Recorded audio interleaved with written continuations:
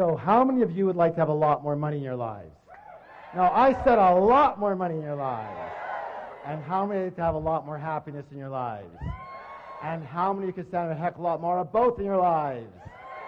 You've come to the right place. My name is T Harv Eker. Welcome to the Millionaire Mind, the secret psychology of wealth. The first thing I want to do is I want to acknowledge you for being here.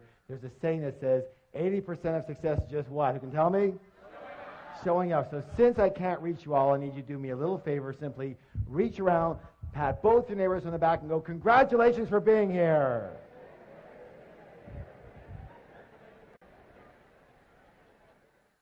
It takes a lot of courage to really have a look at your life sometimes and admit what's going on. And most of us, well, we're not the best admitters, are we? Kind of reminds you of this story about this lion who's walking along the path of the jungle. And he comes across a monkey. And he goes, hey, monkey, who's the king of the jungle? And the monkey goes, you are, sir, you are. He goes, that's right, and don't you ever forget it. Keeps walking along the path, and he comes across a snake. And he goes, hey, snake, who's the king of the jungle? The snake goes, you are, sir, you are. He goes, that's right, and don't you ever forget it. Keeps walking along the path, comes across a great big elephant. He goes, hey, elephant, who's the king of the jungle? The elephant just keeps walking. He goes, hey, elephant, who's the king of the jungle? The elephant just ignores him. The lion gets really mad, swipes the elephant on the butt, draws blood. The elephant gets angry, picks up the lion with his trunk, throws him around, fires him on the ground, stomps on his head, picks him up, throws him around, fires him on the ground, stomps on his head, picks him up, throws him against a tree, and the battered and bloody lion just lies there. Hey, you don't have to get mad just because you don't know the right answer. And you might as well laugh now because it don't get any better, okay? Anytime I do any training, I have 2 rules. How many rules? 2. How many rules? 2. Thank you. The first rule is really important. It says this: don't believe a word I say. Now, in all sincerity, why would I suggest that? That's right. Whose experience can I come from? Thank you. Just my experience. It doesn't make it right. It doesn't make it wrong. It doesn't make it true. And it doesn't make it false. It just makes it my experience. All I can let you know, however, is that the information and principles you're about to learn here tonight totally transformed my life and has now transformed the lives of literally thousands and thousands and thousands of other people. Is it okay if I tell you just a little bit about myself? Thank you. I guess my claim to fame is that I owned at least a dozen different businesses before I hit the age of 30. Included in one of those businesses was opening one of the first retail fitness stores in all of North America. Now, the interesting thing about that company is that I started that business with $2,000 that I borrowed on my Visa card. And from there, I was able to open 10 company-owned locations in only 2.5 years, and then sold half my company shares to a Fortune 500 company for $1.6 million. How many wouldn't mind starting with a $2,000 credit card loan and having $1.5 million in your pocket a couple years after that? Excellent. After that, I kind of semi-retired. I moved down to San Diego, and I began doing some consulting, some one-on-one consulting. And I guess it was pretty effective for people because they started bringing friends and relatives and managers and partners, and pretty soon it was 1-on-2 and 1-on-5 and 1-on-10 and 1-on-20. And someone suggested, Harv, you might as well open up a school already. And I said, you know what? That is such a good idea. And I did. And I founded the Street Smart Business School and taught thousands of people all across North America street smart business strategies for high-speed success. What kind of success, please? Thank you. And it was during these seminars that I noticed something.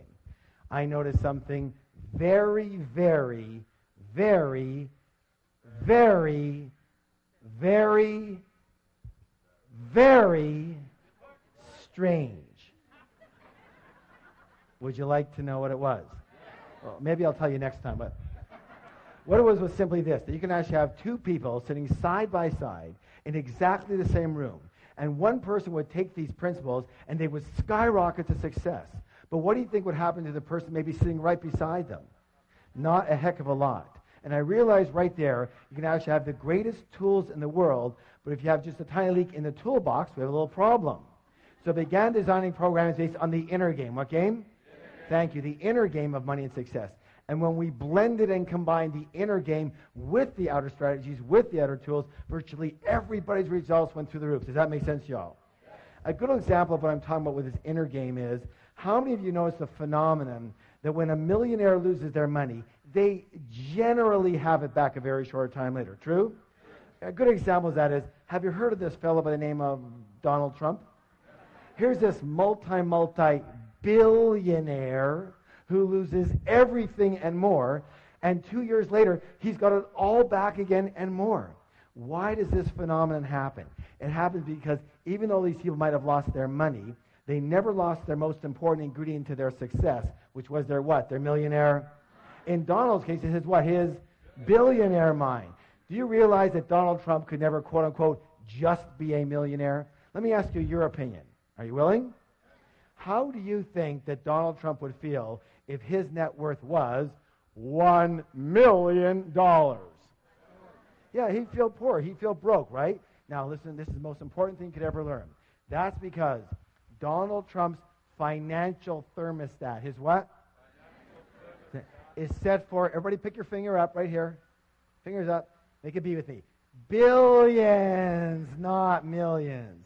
Most people's financial thermostat is set for, fingers up, thousands, not millions.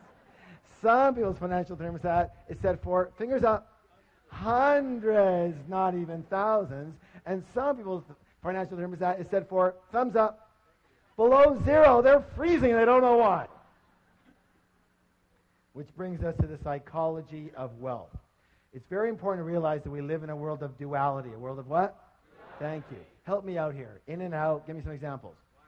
Black and white, hot and cold, back and forth, left and right, up and down. Excellent. Excellent. Let's take right and left. Is it possible to have a left side without a right side? Left of what? You see, they're a comparison. So just as there are outer laws to money, therefore there must be what? Excellent. You know, the fact is that most people do not reach their full potential. Most people are not successful. 80% of individuals will never become financially free in the way they would like to be financially free. And 80% of individuals will never claim to be truly, truly happy. And there's a reason. Would you like to know the reason? The reason is very simple. That most people are a little on the unconscious side. They live only on a very superficial level of life, only based in the visible world, only based in what they can see. Now, a good example I'm talking about here is we're going to call this the tree of life. Tree of what? Life. Excellent. And on this tree grows what? Fir. Who said fir? Fruits. What's the word? Fruits. So we take a look at the fruits of our life, which are our results, right? And we don't like them. They're too small. They don't taste good. There's not enough of them, right? Well, what do we tend to do? Don't we tend to focus more and more of our energy and focus on those fruits, on those results? Yes? Except for one thing that we forgot. What is it that created those particular fruits? It's what? It's those roots that create those fruits. It's what's under the ground that creates what's above the ground. It's what's invisible that creates what's visible. True or true? Is that sometimes or all the time? Let me ask you a question. Is this the way it is in nature or not? Are you a part of nature? Then it may be the case that it might be the same with us, yes? All right, very good. So, the most important thing that I think people need to realize that they just don't seem to get taught anywhere is that we don't live in only one realm alone. We live in at least 4 different worlds at once. We live in the mental world. What world? We live in the emotional world. What world? We live in the spiritual world. What world? And absolutely we live in the physical material world. And what most people never get is that your physical material world, your results, what actually happens to you is nothing more than a printout of the other 3 areas. These are the fruits, but these are the roots that cause those fruits. This is your result, but these are your causes. Does that make sense, yes? This is what's above the ground, but this is what's below the ground. This is what's visible, but this is what's invisible that causes what's visible. So, it boils down to this, that money in the real world, the real stuff, money, the physical reality, is nothing more than a result. It's a what?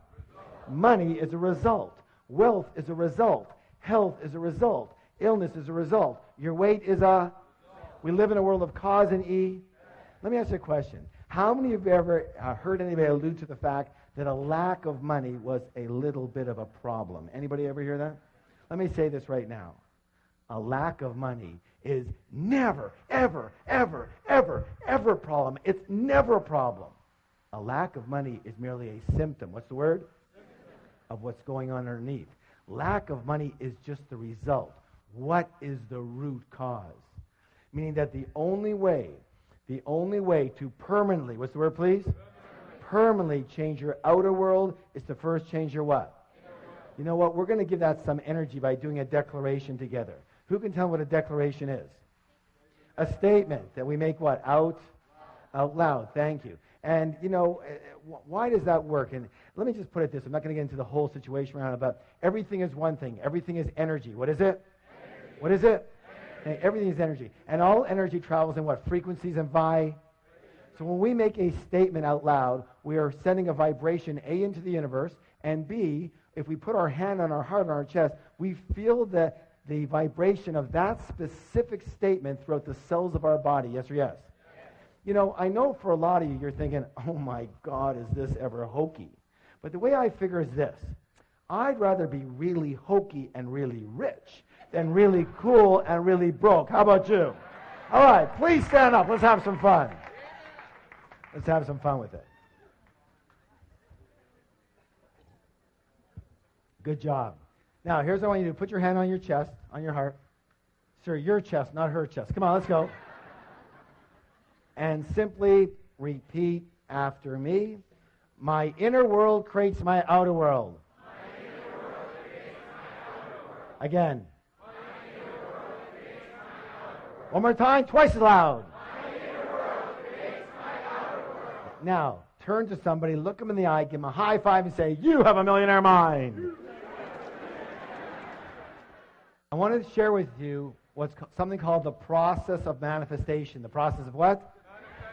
All right, help me out here. Your thoughts, lead to your feelings, which lead to your excellent. One more time, all together. Your thoughts lead to feelings, lead to.